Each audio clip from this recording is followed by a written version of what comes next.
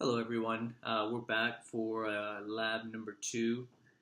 In this experiment we're going to be looking at periodicity and the periodic table.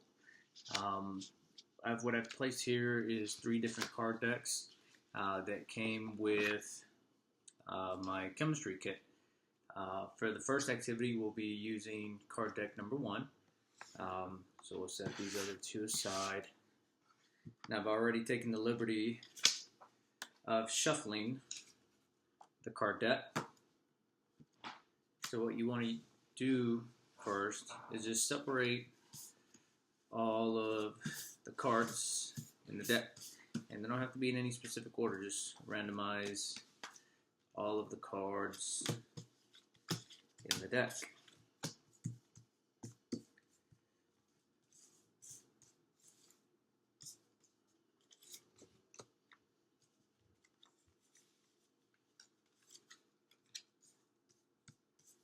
Alright, now that we have them all scattered, activity 1 asks us to arrange or group the cards by a specific characteristic. So I'm going to choose by the shape. So let's group them by shape. So I'm going to take all of my circles and group these together.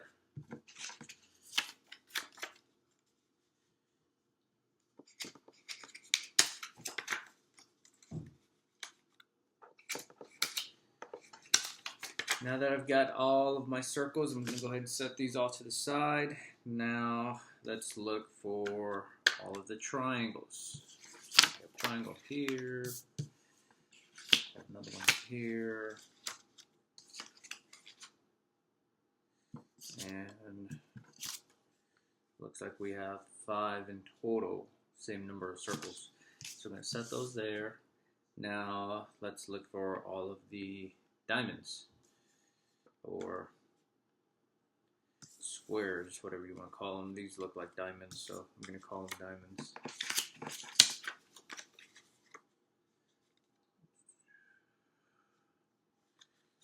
Okay, I have 4 diamonds. Here's the 5th one. Alright, then set those there. Now let's look for the pentagons. There's 1, 2,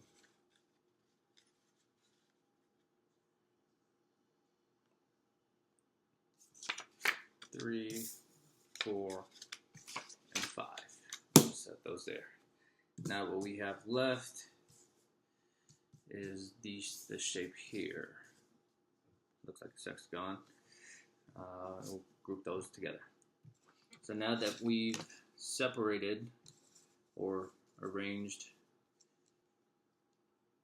by the shape, I'll go ahead and make these a little bit more visible for you guys.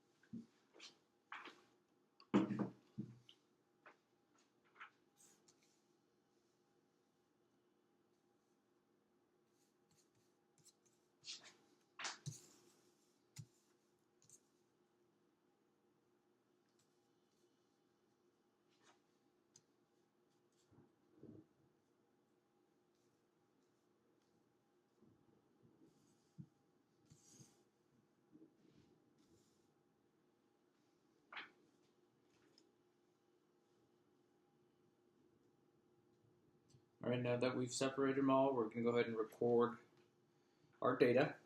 I'm using my phone to photograph it because we'll be exchanging this information with a classmate.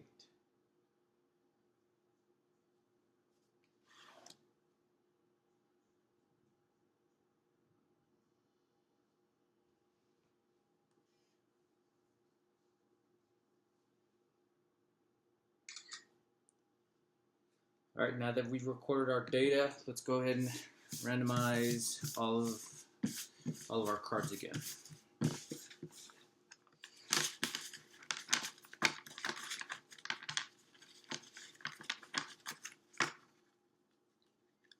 Give it a good shuffle.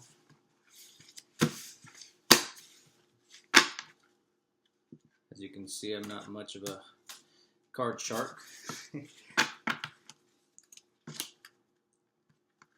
Let's try this.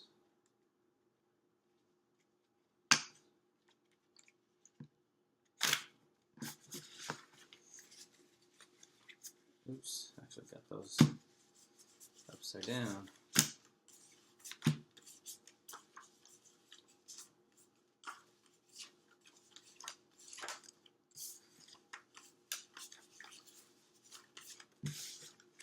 Alright, now that we've shuffled our cards again, we're going to repeat the same steps, only choosing a different characteristics to reorder the cards. So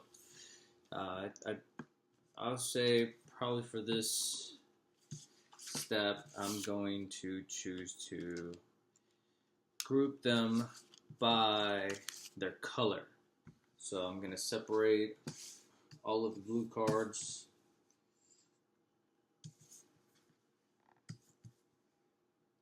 and separate all of the pink cards,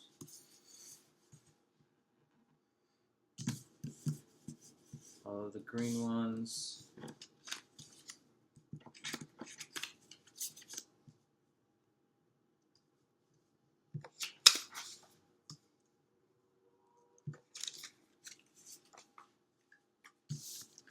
put the yellow ones down here.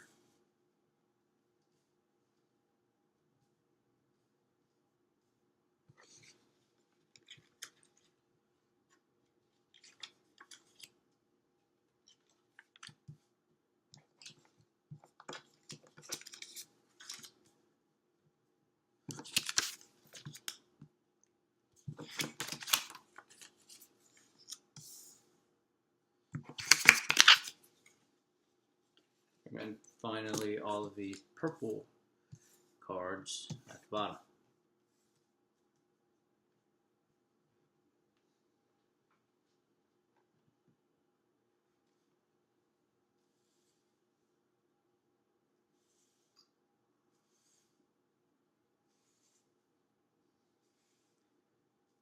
Alright, so as you can see there, I've separated all the cards by the appropriate color.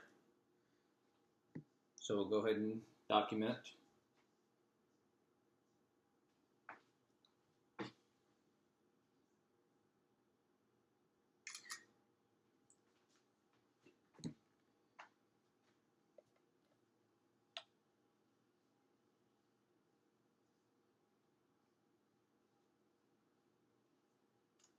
Alright guys, now what I'm going to do is remove two of the cards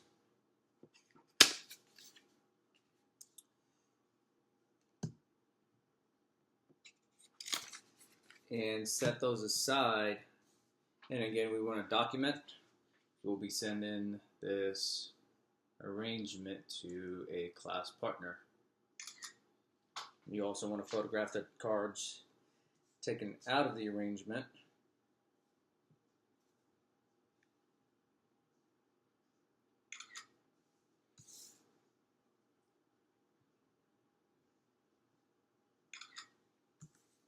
All right, now that we've documented, let's put those back in.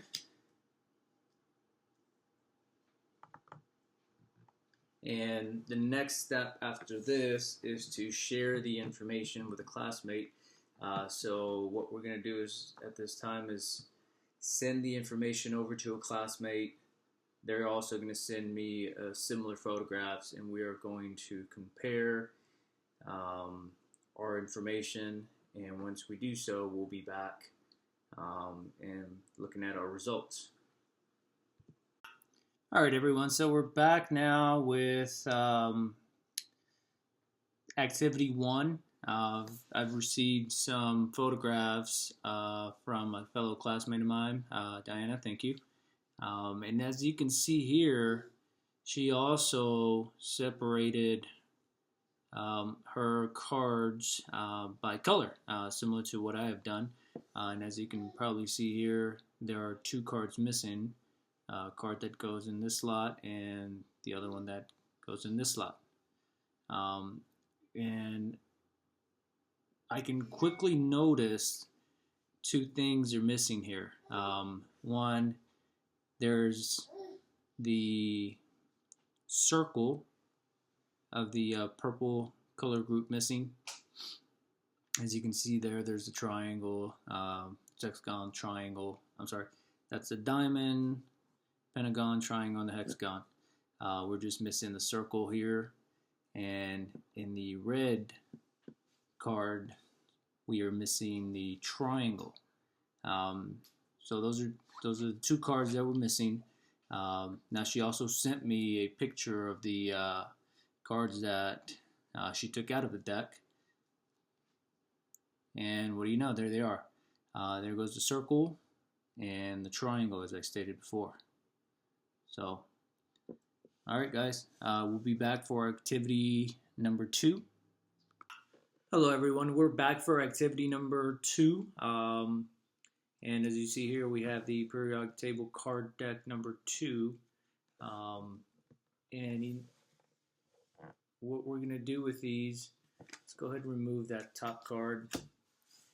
And the first 2 steps ask us to remove cards with atomic mass of 1 and 4. So as you can see here, there goes atomic mass 1 and 4. So we're going to go ahead and set those off to the side.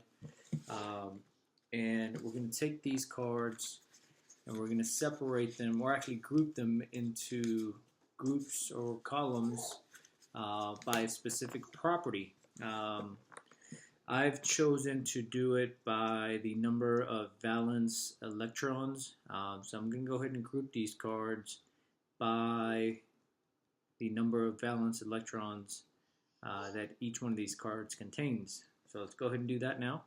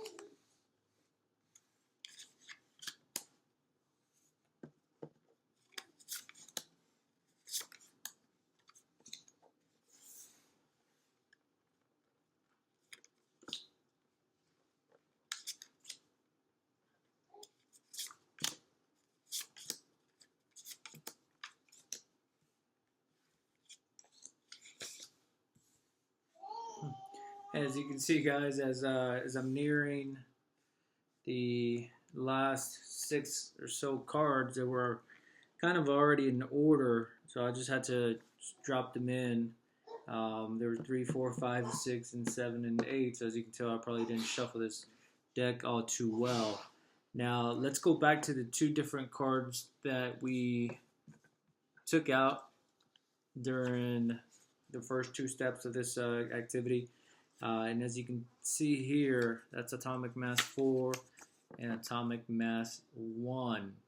Atomic mass number 1 containing 1 valence electron, and the card with atomic mass number of 4 contains 2 valence electrons. So we'll go ahead and set those into our deck as well. Valence electrons 1 and 2. It's kind of off the screen there. Now, what we want to do is look for similarities within the columns or rows. So I'm going to do that now. Okay, now that I took some time to carefully review each card, and as I said before, the way we separated or grouped these cards was by the number of valence electrons. And as I'm noticing that each column, for example, this column here, each one of these cards contains 5 valence electrons.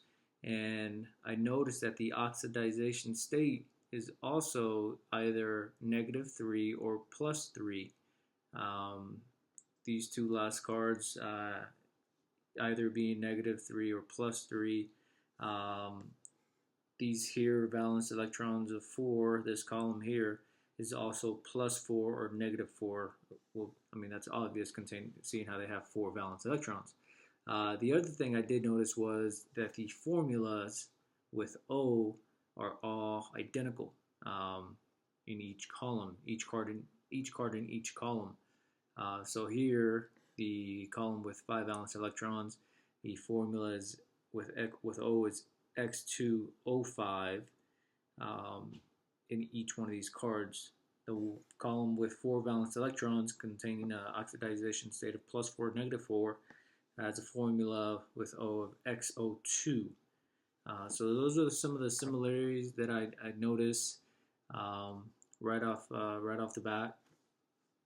We're going to go ahead and record and photograph this so we can send it to a classmate, and I'm also going to receive a photo from them with 2 cards missing. So let's go ahead and pick out 2 cards here. We're going to pick out this one, set that off to the side, and we're going to pick off this one and set that off to the side. And we're going to photograph those 2 and send them in a later photograph. So let's go ahead and record what I have here. I'm going to try to get an aerial shot, see if that's even possible. It looks like I'm going to have to break it up into 2 different photographs.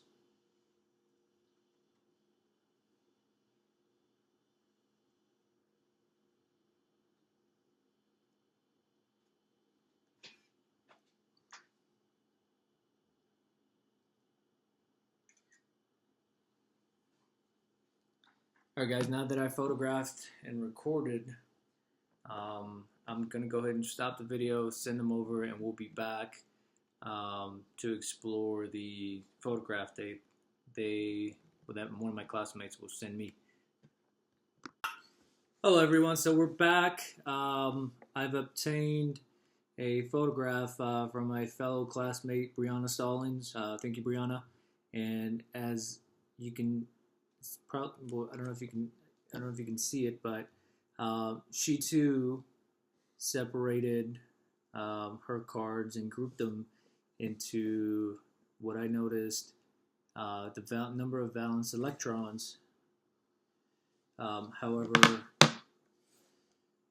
she did them into rows as opposed to myself. I did them into columns. Now, since I couldn't find a direct correlation between the number of valence electrons and the atomic mass, it's very hard to judge just by looking at the photograph which cards are missing. However, I can tell you that one card from the number of valence electrons 7 is missing. Since from when I did this, I know there were 4 cards that contain 7 valence electrons. Actually, two cards from, because I only see 2 cards that contain 7 valence electrons. So there's 2 cards that contain the other 2 valence electrons. So let's go ahead and see if she sent me the There it is. So as I said before, the two cards that were missing out of the group were two cards that also contain 7 valence electrons. So there you have it. I couldn't guess the atomic masses. I just don't have a photographic memory to remember all of the atomic masses, but I was close in guessing the two cards by the number of valence electrons. So that was that. We're gonna come back and do activity number 3 for our lab, and we'll be back. Hey everyone, we're back for activity number 3. For this activity, we're going to use card deck number 3, the periodic table. Now we went ahead and removed 2 of the cards, which were helium and hydrogen. We're going to set those off to the side and come back to them at a later step. So let's set those off to the side. Now our instructions ask us to stack the cards into 8 groups based on the number of valence electrons in each card. So we're gonna place the cards in an ordered row so that the elements with 1 valence electron are to the left, and the ones with 8 valence electrons are going to be off to the right. So we're going to go ahead and do that. And obviously they're probably going to be upside down because of the way I have the camera facing. So you're going to have to bear with me. Valence electrons, 1. We're going to set those off to the right, just off the screen there. 5 valence electrons, 6, 7, 3, 4, and that was 5. That was group 5. So we're going to put 4, 5. This is going to be 7, 6, 7. Number 1 being off over here.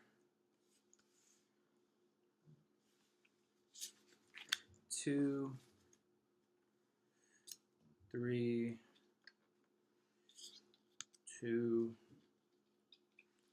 3, 4, 8. There goes our first card with 8 valence electrons.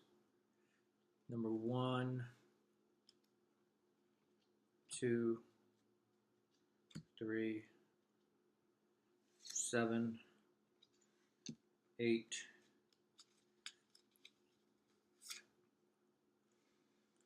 4, 5, 6, 7, 8, 1, 2. Oh, we got a card in the wrong spot. This actually goes under 6, 4, 5, 6, 7, and 8. So now we have them grouped by the number of valence electrons in each. Here we have 1, 2, 3, 4, 5, 6, and 7, and 8. Now I did do this a little bit different. The instruction asks us to place them into rows and not columns as I have done them here. So we're going to go ahead and move this around now that I have them all grouped together. I'm going to go ahead and put them into the rows that it asked me to.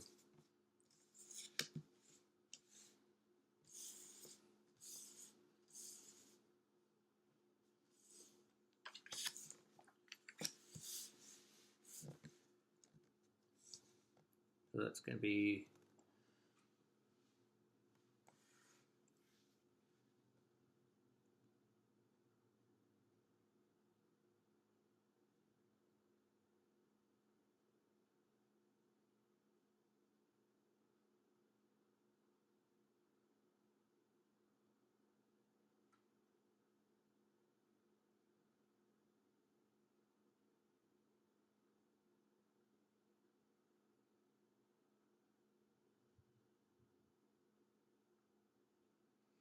Oh, actually, no, guys. I actually had this correct. Let's go back.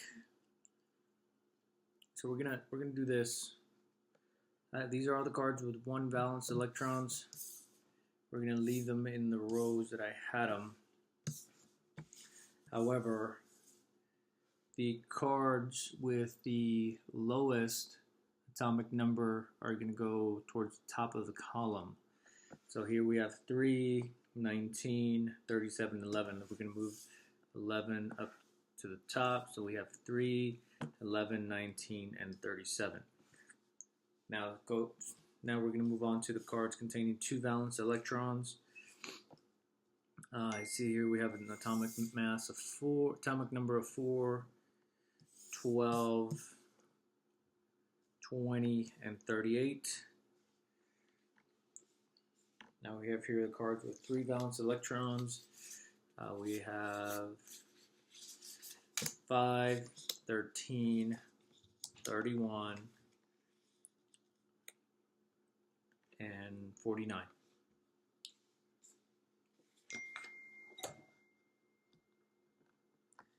Now, moving on to the ones with 4 valence electrons.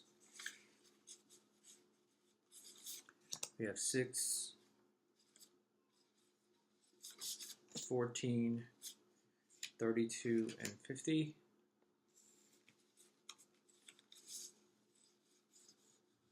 Here we have 7, 15, 33, 51. These cards here contain 6 valence electrons, so we're going to have 8, 16, 34, 52.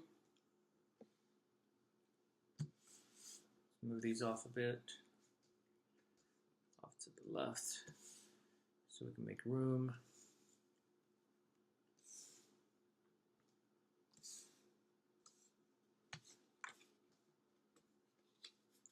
Okay, now we have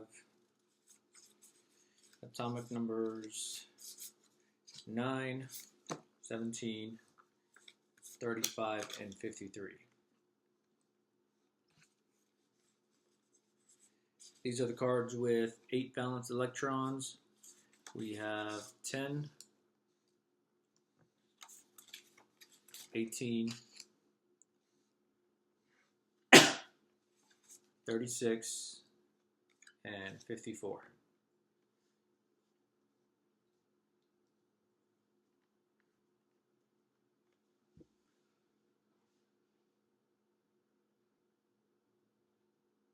Now, here we should have 4 rows and 8 different columns.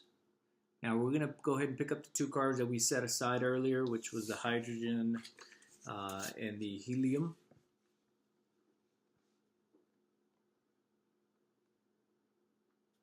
And we're going to place the hydrogen card above the lithium card, which is just off the screen. We're going to place that above the lithium card. As I can tell, it also has 1 valence electron and has an atomic number of 1, which is why it goes above the lithium. Now, as for the helium, we're going to place the helium card above the neon card.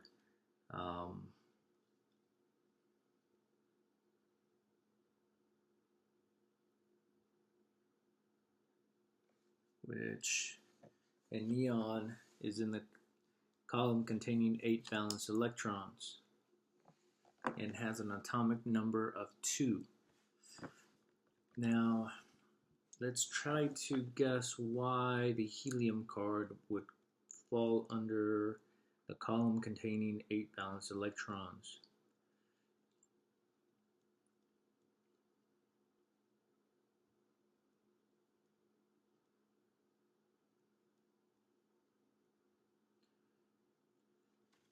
Well, I do see some similarities in that all of the elements in the column that contain 8 valence electrons all have an oxidation state of 0.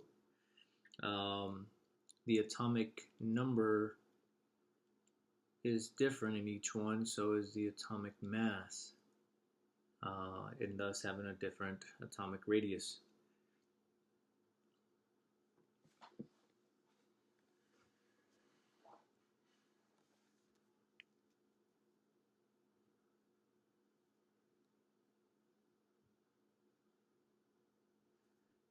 Alright guys, now what we're going to do here is, since we're done with this part of the activity, we're going to go ahead and photograph what we have here, the way we've laid out the cards.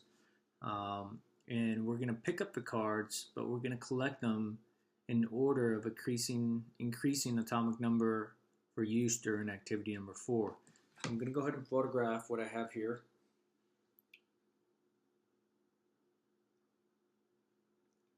Alright, now that I've photographed it, I'm going to go ahead and collect them, starting with hydrogen and ending with xenon, since that has the highest atomic number. And we'll be back for activity number 4. Alright everyone, so we're back for activity number 4, in which we are trying to find any periodic trends within the atomic radius or the ionization energy or the electronegativity of each of these elements. Now, as you can probably see here, I've already lined or placed the elements as they would be found on the periodic table, the elements by the atomic number, starting with hydrogen, ending with xenon. Now, I've left a little space here because this is where normally you would find our transition metals.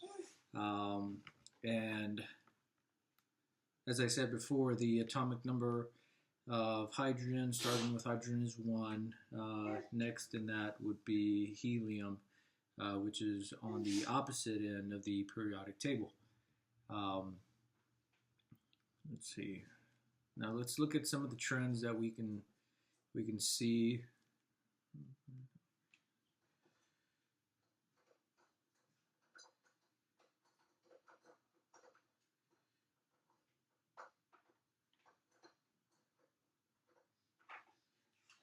All right, one of the things I do notice in the atomic radius is that as we move from left to right on the periodic table, the atomic radius does decrease.